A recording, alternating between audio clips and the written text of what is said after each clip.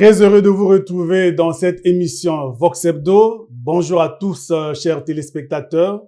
Jean-Clotaire Imbou, directeur de publication du journal Présence économique. Albert Mianzoukuta, directeur de publication du journal La Semaine africaine. Et Alphonse Ndongo, journaliste indépendant spécialisé dans les questions avec moi sur ce plateau pour examiner l'instabilité politique en France, la défaite du candidat congolais à la direction générale, la suppression de l'IRPP dans le budget de l'État exercice 2026. Bonjour messieurs, bienvenue sur ce plateau. Merci d'être avec nous. Abordons notre premier sujet après ce reportage que je vous propose. Après le Cornu 1, voici le Cornu 2. Le Premier ministre démissionnaire est donc reconduit. L'Élysée l'a annoncé dans la soirée dans un communiqué, le chargeant de former un gouvernement. Et le plus bref ministre de la Ve République a accepté de remettre le couvert. J'accepte par devoir la mission qui m'est confiée par le président de la République de tout faire pour donner un budget à la France pour la fin de l'année et de répondre aux problèmes de la vie quotidienne de nos compatriotes. Dans son message, Sébastien Lecornu dit vouloir mettre fin à la crise politique et fixe 4 mots d'ordre à son futur gouvernement. Les dossiers évoqués avec les partis politiques et syndicats seront ouverts au débat parlementaire. Priorité sera donnée au rétablissement des comptes publics. L'équipe gouvernementale devra être déconnectée d'ambition présidentielle et incarnera le renouvellement.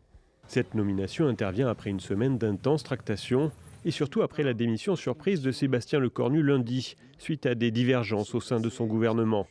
Emmanuel Macron lui avait confié la mission de trouver des compromis et c'est le président lui-même qui a mené à l'Élysée d'ultimes consultations avec les partis politiques hors RN et LFI vendredi. Déjà peu convaincu à sa sortie de la cour d'honneur, l'opposition à gauche dénonce une provocation. C'est à la fois incroyable qu'ils se permettent de faire ça, de nommer à nouveau un de ses proches, très proches, alors qu'il est manifeste qu'il devrait être sur une cohabitation et laisser la gauche et les écologistes gouverner. Et puis c'est aussi très ironique parce qu'on le connaît et qu'on sait depuis le début qu'il a tendance à s'entêter. Franchement, je suis d'une colère folle, mais en fait, on a un président de la République qui est en train de mener un énième coup de force. C'est pas seulement une provocation, la nomination de Sébastien Lecornu comme Premier ministre. C'est un doigt d'honneur à l'ensemble des Françaises et des Français. Le Rassemblement national appelle également à la censure, Jordan Bardella évoquant une mauvaise plaisanterie et une humiliation pour les Français. Côté PS, les socialistes ne censurent pas automatiquement, mais le feront si la réforme des retraites n'est pas immédiatement et complètement suspendue. Mais à ce stade, je ne peux pas vous répondre.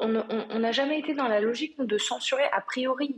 Moi, j'ai envie d'entendre ce que Sébastien Lecornu a à nous dire. Qu'est-ce qu'il va contenir dans sa DPG? Est-ce qu'il donc confirme le renoncement au 49.3? Est-ce qu'il suspend la réforme des retraites? Sébastien Lecornu reçoit tout de même quelques encouragements en provenance du bloc central et de la droite. Une large majorité des Républicains lui apporte son soutien. Elisabeth Borne, elle-même ancienne première ministre, le félicite et l'appelle à bâtir des compromis. Démission, reconduction du même Premier ministre, Sébastien Lecornu, en France, n'est pas toujours sorti du bateau puisque il est déjà, avant qu'il ne forme son gouvernement, est menacé par le Parti socialiste, le Rassemblement national et la France insoumise d'une motion de censure. Alors, Albert, finalement, en France, nous sommes loin de la stabilité politique. C'est le moins que l'on puisse dire.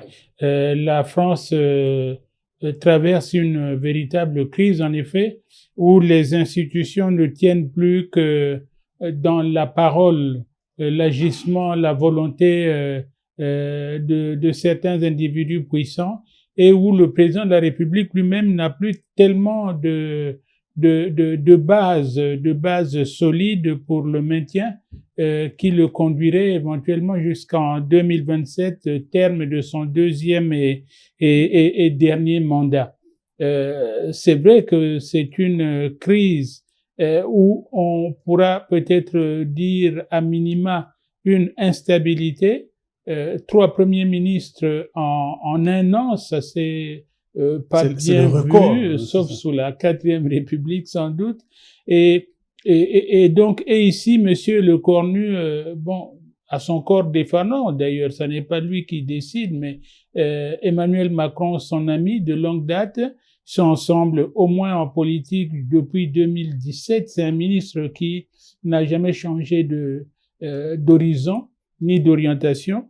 Bon, alors il lui demande, écoute, mon pote, joue les extincteurs pour la situation que nous connaissons maintenant, puisque de toutes parts, M. Emmanuel Macron est cerné par de véritables loups qui, certains en sont cachant, d'autres en le disant ouvertement, n'attendent que le moment propice pour sonner la lalie et lui donner donc un coup de grâce politique. Des faiblesses de la majorité actuelle, il sera battu et les socialistes ont mis leur voix de dissidence un peu en veilleuse parce qu'ils ne savent pas très bien ce qui sortira de la politique le programme de Monsieur Le Cornu, mais eux aussi ils font pas tellement mystère du fait que si par exemple le problème de la réforme de la retraite sonnait les vuvuzelas à leur manière. Donc voilà, nous sommes ici dans une situation effectivement où monsieur, vous vous rendez compte que même un ami de monsieur Emmanuel Macron, le maire du Havre, monsieur Édouard Philippe, a conseillé au président de s'en aller. Ok. Alphonse, est-ce dans ces conditions le nouveau Premier ministre peut être à l'aise pour faire un gouvernement actuellement? Très difficile. La France n'a jamais connu une telle instabilité sous la Ve République, hein, même lorsqu'il y a eu la cohabitation gauche-droite sous Mitterrand. On n'a pas connu une telle désinvolture, une telle instabilité qui renvoie quand même, il faut le reconnaître, à la situation économique et financière très difficile que traverse la France. La France n'est plus le bon élève qui s'illustre en donneur de leçons pour les autres, par exemple en Afrique, puisque sa dette elle-même, elle aujourd'hui, à 155,6% du produit intérieur brut, voyez-vous, avec de manière numéraire un endettement qui est à 3146,3 milliards d'euros. Voyez-vous, donc avec une telle situation, des projections sont faites, notamment sur le plan économique, en termes d'ajustement. Est-ce que on doit liquider certains postes, essayer de rationaliser les dépenses, en faisant partir quasiment entre 500 et 1500 personnes, en limitant les budgets de communication. Donc, c'est la vraie situation, je pense, c'est la situation économique et financière de la France qui est aujourd'hui comme élément que brandit l'opposition pour justement attiser le feu de l'instabilité. Et donc, cela, moi, en tant qu'Africain, on peut se poser une certaine question. Qu'est-ce que ça peut avoir comme conséquence sur l'Afrique du point de vue de la gouvernance politique, parce que la France a toujours été le pays vers lequel nous allons nous mirer. On voit très bien que, vu de l'Afrique, ce n'est vraiment pas le bon exemple à suivre. Et on pourrait même se décourager en disant si la démocratie, c'est des jeux d'alliance qui à tout moment peuvent faire tomber un Premier ministre et créer l'instabilité, puisque la France, politiquement et économiquement, ne vit pas depuis un certain temps. Et vu de l'Afrique également, on peut se dire que l'Afrique qui a souvent bénéficié de certains appuis budgétaires, certains pays africains qui bénéficient des appuis budgétaires de la France, c'est la question qu'on est en droit de se poser aujourd'hui.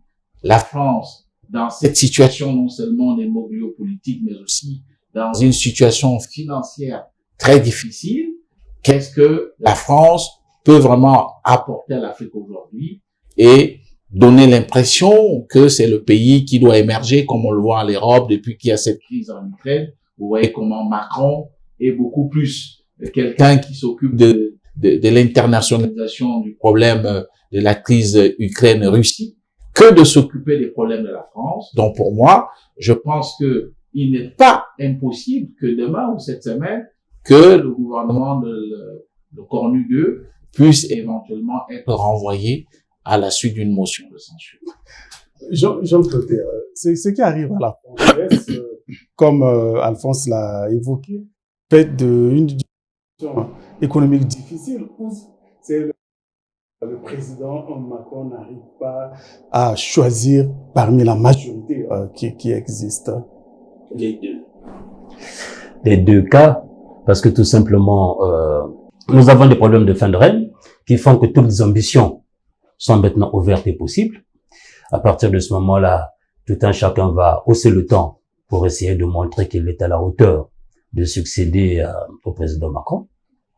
Mais malheureusement, le spectacle que nous avons montre que c'est une classe politique qui n'a pas encore atteint cette maturité qu'avaient les anciens présidents comme De Gaulle, Mitterrand, Chirac, et que ces jeunes loups de la politique française se permettent plus de jouer dans l'enclos que vraiment de penser aux vrais problèmes de la France. Parce que les vrais problèmes de la France, Alphonse vient de les évoquer, aujourd'hui, c'est quand même le lourd endettement de la France. Et pire, la rupture avec le peuple français. Ce peuple ne comprend plus sa classe politique. La manière dont c'est en train de s'effectuer la politique en France. Je vous donne un exemple simple. Vous avez un ancien ministre comme Bruno Le Maire, qui a plombé pendant pratiquement 7 ans les comptes de la France. L'on a découvert seulement par la suite que, en fait, c'était lui qui avait couvert, pas qui était à l'origine, mais qui a couvert pratiquement tout le déficit qu'il y a eu en France. Et du jour au lendemain, Bruno Le Maire, qui a des intentions pour la présidentielle lui aussi, se retrouve donc ministre, alors que tout le monde le sait très bien quel était son rôle dans l'échec justement de la politique gouvernementale en France. Et à tout un chacun, ses intérêts. Madame Le Pen a été condamnée, elle est inéligible, elle joue sa carte à fond pour qu'elle soit graciée, et elle continuera à perturber le système politique français. Les socialistes se rendent bien compte que, en se coupant de la France insoumise, ce n'est pas possible qu'il puisse y avoir autant de députés encore comme ils en avaient eu, puisqu'il y a eu beaucoup de primaires, il y a eu plutôt beaucoup d'alliances qui se sont jouées pour que les socialistes remontent à ce niveau de score. Ils continueront eux aussi à perturber le système politique français. Donc, vous y avez les intérêts particuliers qui percutent l'économie française, pour ne pas dire l'intérêt général, et avec ce qu'il y a d'inconvénients justement dans la marche économique en France. Ok, merci.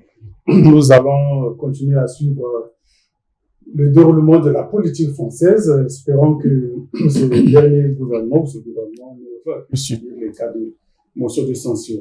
Nous vous invitons à suivre ce deuxième reportage, ce qui nous amène aussi à aborder notre deuxième sujet bien après.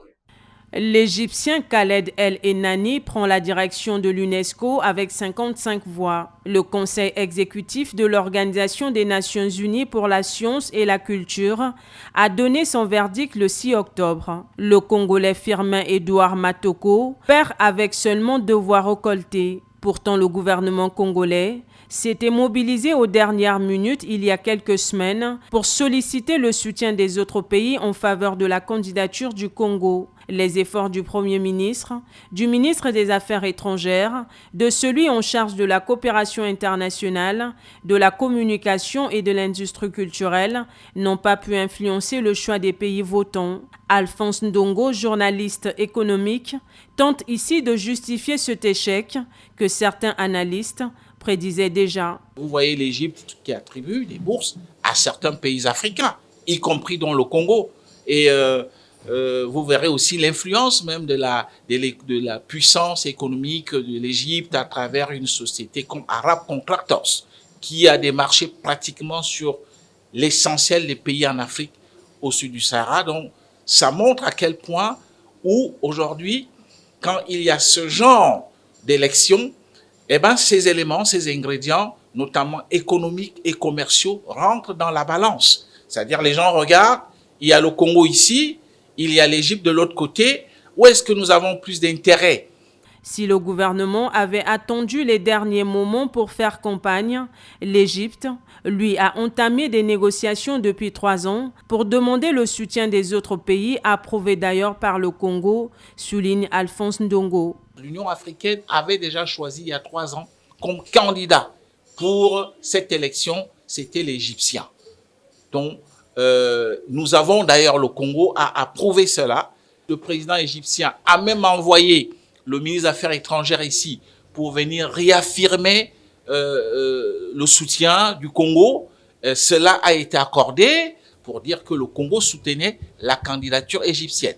J'ai fort l'impression que c'est le Vietnam qui a dû voter pour le candidat Firmin Edouard Matoko pour la simple et bonne raison, n'oublions pas, que notre compatriote a une maman qui est d'origine vietnamienne. Malgré son profil irréprochable, 35 ans de carrière à l'UNESCO, perd en dépit de sa compétence. Parmi les 58 pays ayant le droit de voter figurent la France, le Congo, l'Angola, la Côte d'Ivoire qui entretient 40 ans de relations avec le Congo, la Chine 60 ans de coopération. L'élu de l'UNESCO, Khaled El Enani, devient le premier arabe à briguer cette fonction. Il sera installé le 6 novembre 2025. Alors, nous avons vu donc là le candidat que le Congo a positionné au poste de directeur général de l'UNESCO qui a, on pourra dire, lamentablement échoué. Alors, Jean-Claude, quelle peut être la conséquence de cet échec de candidat congolais à la direction générale de l'UNESCO? Avant que nous ne puissions parler de la conséquence, commençons d'abord par nous poser la question comment est-ce que cela s'est passé. Nous le savions très bien que depuis bientôt 2 ans, ou plus de 2 ans, le Congo avait déjà soutenu le candidat égyptien. Au niveau de l'OUA, c'était déjà prononcé. C'était déjà prononcé pour cette candidature. Maintenant, il faut se poser la question, qu'est-ce qui s'est passé au niveau du pouvoir public pour que l'on puisse trouver qu'il fallait sortir de notre chapeau un autre candidat qui était le nôtre, puisque tout le monde nous avait fait savoir que ce que nous étions en train de faire n'était pas conforme aux engagements que nous avions déjà pris pour soutenir un candidat africain et qui était le candidat européen. Il faut aussi se poser justement la question pour ce qui concerne la crédibilité de notre pays. Parce qu'il faudrait quand même que nous puissions le savoir. Il y a une chose qui s'est très bien faite avec le candidat Sondé, qui a été aujourd'hui l'un des responsables du FMI. Ça, on peut au moins déjà le dire que le Congo continue donc à avoir une certaine signature. Mais pour le reste, depuis pratiquement l'échec d'Henri Lopez, il nous faut réfléchir par 2 fois chaque fois que nous voulons mettre un candidat au niveau justement des institutions qu'il y a dans le système des Nations Unies. Ou même, en tout cas, au niveau des grandes institutions internationales qui gouvernent justement cela. Parce que si déjà nous-mêmes, nous avons une voix incertaine, j'estime que c'est quand même un vrai problème que nous puissions, à partir de ce moment-là, perturber quelque chose qui était déjà mis en place, un train qui roule, et nous amenons du sable pour se dire que bon, maintenant là, nous estimons que nous aussi, parce que nous ne comprenons pas très bien comment un candidat qui avait déjà 2 ans d'avance, et que nous puissions y arriver à quelques 6 mois, et que l'on puisse faire tout ce qu'il y a eu, sincèrement. Et donc, la conséquence, c'est là, et la conséquence encore, c'est justement de se dire, mais chaque fois que le Congo va présenter encore un autre candidat, on se dira, est-ce qu'on ne sera pas toujours dans le même cafouillage? Albert, l'échec de candidats congolais, est-ce dire que le Congo n'a plus confiance en ses partenaires ou comment? Parce que quand même, nous avons vu l'agressivité de la diplomatie. Les officiels se sont pavanés ou se sont promenés au travers des pays, mais le résultat n'a pas été celui-là. Oui, donc c'est pas la confiance du Congo dans ses partenaires, mais l'inverse, des partenaires sur le Congo. Nous ne pesons plus grand-chose sur l'échiquier international au point que notre voix soit respectée, même si elle doit in fine être contourner. Nous l'avons déjà vu pour la francophonie avec Monsieur Henri Lopez, oui. Un candidat de poids, de taille, et que tout le monde reconnaissait être vraiment à sa juste place à la francophonie. Si jamais les choses s'étaient faites hors là, on avait intimé l'ordre au Congo d'une manière brutale et je dirais même mal éduquée. Dire non, taisez-vous, ce sera Michael Jean et puis pas quelqu'un d'autre. Donc on ne nous considérait plus. Cette fois-ci, cette déconsidération s'est prolongée avec le fait que notre partenaire premier, je dirais même partenaire tutélaire, donc la France, avait déjà voté pour le candidat qui nous est opposé, qui nous était opposé. Ça c'est sûr. Mais le problème c'est qu'est-ce qui s'est passé pour que nous continuions le cinéma jusqu'à aller nous prendre cette claque à la face en public pour que Monsieur Matoko, candidat discret quand même, il faut le dire, oui, honnêtement, il avait toute l'expérience voulue, mais l'expérience ici ne suffit pas.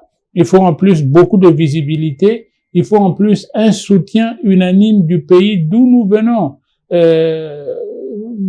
Quand on découvre les dessous de cette candidature, on est vraiment interloqué, on est choqué de voir que le Congo peut poignarder son propre fils comme ça. Mais pour atteindre quel résultat, je ne sais pas, parce que il n'y a pas que l'UNESCO, bientôt il y aura autre chose, un autre organisme international qui pourrait accueillir aussi un fils ou une fille du Congo et nous n'aurions pas vraiment plus de possibilités de peser. Parce que cette légèreté part de l'interne, je crois, et se prolonge donc comme si aujourd'hui, je sais pas, mes deux co-débatteurs qui s'y connaissent en économie disent que notre signature peut peser quelque chose au FMI, mais comme ça, le ressenti du Congolais lambda, du citoyen du monde, c'est de se résumer en quel Congo? Celui-là, laissez tomber.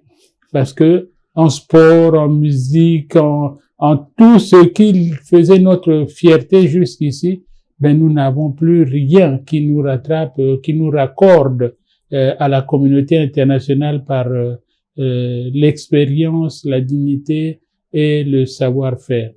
Oui, Alphonse, quand on regarde la mobilisation des responsables au niveau national, pouvait-on penser que le candidat congolais devrait sortir avec le score qu'il a eu? À regarder les choses, si nos responsables avaient fait une meilleure lecture, on n'aurait pas dépensé tout cet argent, loué des avions, des jets, aller d'un pays à l'autre, mobiliser le chef du gouvernement, son ministre d'État, tout le gouvernement, les lobbyistes, et puis même la presse, parce que les choses étaient carrément claires. Des confrères l'ont dit sur ce plateau, l'Union africaine avait déjà jeté son dévolu sur Khaled El-Enani, c'était clair. Et ensuite, aujourd'hui, il faut noter une chose, ce n'est pas la diplomatie pure qui permet à quelqu'un d'être admis dans une institution de cette nature. La diplomatie, non seulement, elle est économique, elle est commerciale, elle est aussi financière. Et un pays comme l'Égypte pèse un poids lourd lorsque vous jetez un coup d'œil, vous faites la balance. L'Égypte vient d'acheter 54 avions de type Rafale auprès de la France. L'Égypte entretient des rapports privilégiés, des rapports commerciaux avec la France. Les exportations sont à plus de 13%. Vous avez encore le fait que l'Égypte, quand nous sommes allés, j'ai vu nos dirigeants aller en Turquie, mais ils oubliaient que si on fait la balance, la Turquie et l'Égypte ont signé un accord de libre-échange. Donc, c'est plus bénéfique. Même la Chine, qui est un meilleur partenaire. On le sait, on est engagé dans un partenaire stratégique avec la Chine. La Chine a plus d'avantages sur le plan économique et commercial avec l'Égypte que nous. Donc, ces éléments comptent et je pense qu'on aurait dû en tenir compte. C'est-à-dire que les gens s'assiedent, les experts, regardent de fond en comble. Est-ce que ça mérite? Est-ce que ça vaut la peine de se lancer dans ce que moi j'ai qualifié d'aventure? Et rappelez-vous, on a déposé notre candidature à 2 jours seulement de la fin de clôture, de réception des candidatures. Donc, c'était tellement clair, on n'a pas eu une vision stratégique, on n'a pas eu un meilleur regard. Non seulement nos dirigeants, j'en veux aussi même à Edouard Matoko, nanti d'une forte expérience, qui aurait pu lire. Il a informé la l'UNESCO, il savait très bien que l'Union africaine avait déjà jeté son dévolu sur et la preuve, cela s'est traduit au niveau statistique, parce qu'on a eu 0 voix. Les gens me disent 2 voix, mais pas 2, je t'en prie. Il y en a eu une, celle du Congo naturellement, et l'autre naturellement celle de son pays, du pays de sa maman, qui est vietnamienne. Alors, dites-moi. Au niveau de l'Afrique centrale, c'était clair, puisque selon nos informations, on apprenait par exemple que l'Angola avait 10 miettes.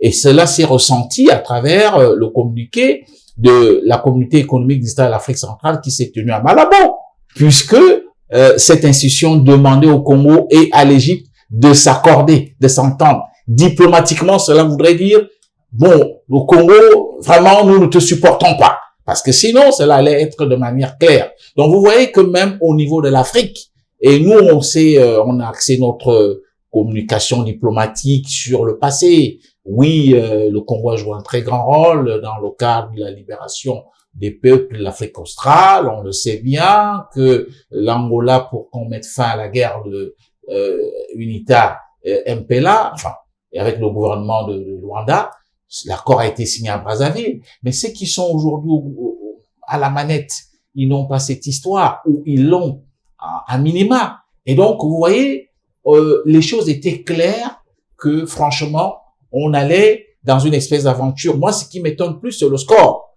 Parce qu'au moins, on aurait dit, on a eu quand même 10 voix, que cela aurait pu quand même se faire comprendre. Mais lorsqu'on vous dit que les Diables Rouges ont été battus 6-0, sans marquer un seul but, cela voudrait dire que franchement, on ne faisait pas de poids.